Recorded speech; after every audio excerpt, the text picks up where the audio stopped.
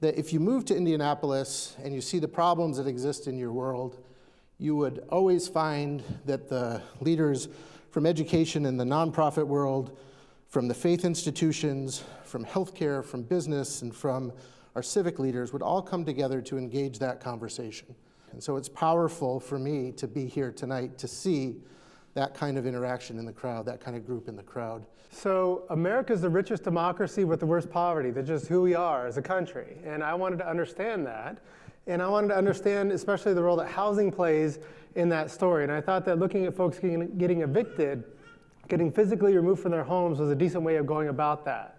So when we've done studies on this, what we found is that families who get evicted move into much worse housing than they lived in before. So if you want to know why some kids live with like lead paint, exposed wires, no heat, one reason is because their families are forced to accept those kinds of conditions in the harried aftermath of an eviction. So here's the situation. Arlene is not alone in spending the vast majority of her income on housing cost. You know, we've long thought we should spend about 30% of our income on housing. That's the standard of affordability. But today, most poor renting families in America spend at least 50% of their income on housing cost, and about 1 in 4 of those families spend at least 70% of their income just on rent and utilities.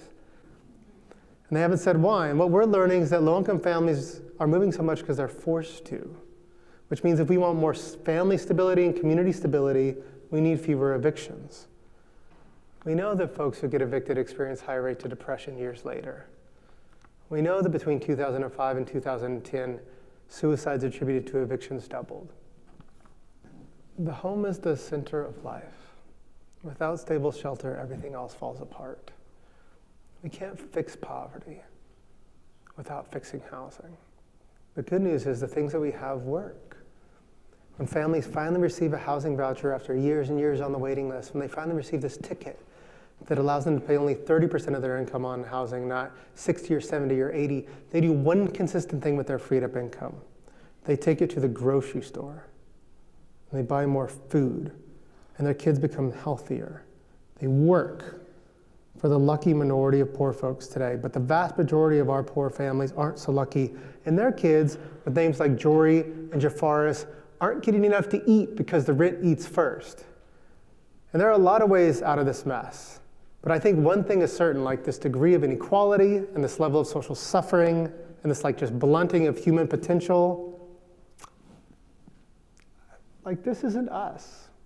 And one incident can change the course of life for them. When you don't have anything, all you're doing is just carrying.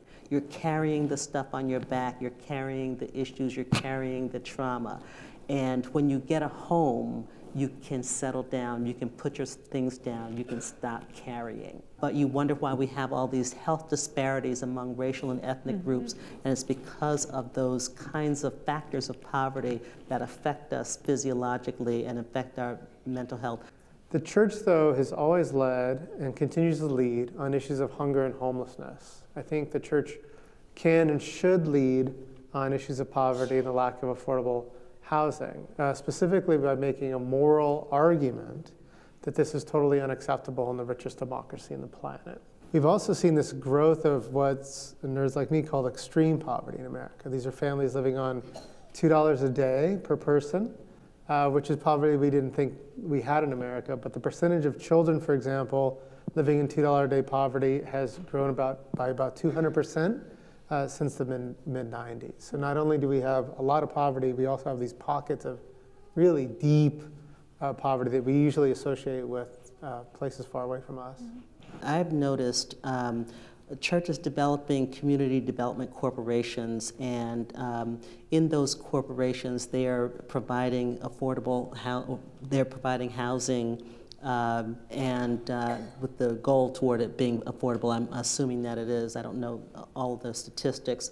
But they're also creating schools. There's a lot of educating of pastors and ministries about how you develop these. And you know, I think there needs to be a lot more attention paid to how churches can participate in their own development, in their own communities' development, and reinvest in the communities. We need programs for that, but we also need to figure out how we can fix our systems and our institutions so that we change enough to make everybody feel comfortable and welcomed so that they can excel. And we can do that. There has to be someone who can pound the table for you. And let me tell you what I mean by that, she said. I was working really hard at Deloitte and I had great mentors. But when the door was closed, there was a man in the executive boardroom who would pound the table and he would say, have you thought about Kathy? She's incredible. Kathy Engelbert, you should consider her. Kathy's great. Kathy's awesome. Kathy's good. Think about Kathy. Kathy, Kathy, Kathy. And guess what happened? They thought about Kathy. And eventually Kathy became the CEO. You can be a table pounder. You can pound the table for someone that you notice deserves a chance, deserves an opportunity. We do that for our kids, for people in our family. We can do it for people who come from a different background than we come from, who might not have the same privileges or advantages that we have. We all have power, and we can pound the table. And if we start to do that, we will see the US Senate will begin to represent the country's demographics.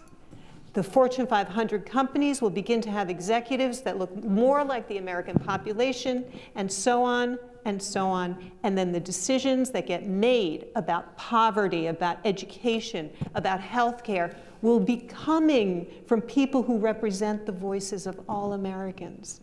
And we need that. But this is not a fight that the city government can take on alone. And as Brian Payne suggested earlier this evening, that's just not how Indianapolis does things. We draw from the innovation, the compassion, and the collaboration of our people to make things happen. We work together. And as of tonight, as was announced, 6 more organizations carry out their mission with more wind in their sails than ever before, thanks to the grants provided through the Faith and Action Project. That is why tonight, here in Indianapolis, speaking on poverty will no longer be an exercise in despair. Rather, we are pairing poverty with hope.